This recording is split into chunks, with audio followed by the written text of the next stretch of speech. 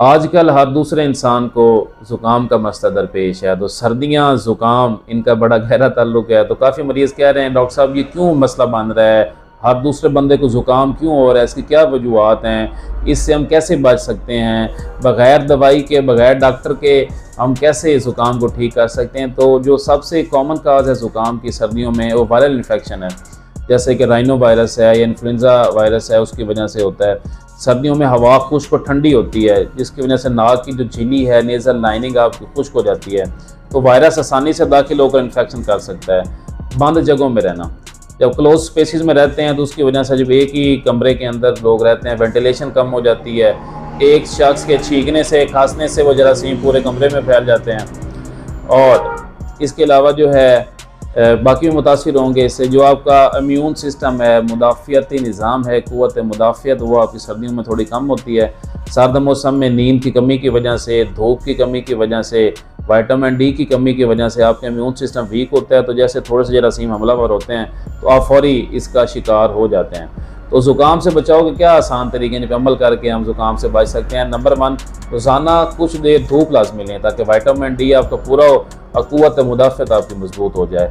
गर्म कपड़े, टोपी, मफलर, जुराबें लाज़मी इस्तेमाल करें। ज़्यादा पानी का इस्तेमाल करें, नीम गर्म पानी लें। गर्म कहवे इस्तेमाल करें, जैसे आपको ऊपर बताया, अदरक का चाय कहवा इस्तेमाल कर सकते हैं, हिबिस्कस का आप कर सकते हैं, नींबू को मिक्स करके इस्तेमाल कर सकते हैं। इससे नाक की झिल्ली जो है वो नम रहेगी, ड्राई नहीं होगी, तो वायरस को एंटर होने में मुश्किल पेश आएगी। बार बार नाक या चेहरे को हाथ ना लगाएं ताकि जरासीम फैल ना जाएं। और हाथ बार बार धोएं, ख़ासतौर पर जब मरीज़ के पास जाएँ तो फिर लाजमी हाथ धोएं।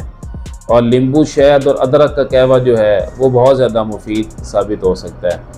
अगर इसके अलावा अगर घर में आप जो है अदरक, शहद और नींबू का इस्तेमाल कर रहे हैं और भाप भी ले रहे हैं, स्टीम इनहेलेशन आप ले सकते हैं। नमक वाले नीम गर्म पानी से आप गरारे कर सकते हैं, रेस्ट कर सकते हैं ताकि जिस्म को वायरस से लड़ने का मौका मिल सके।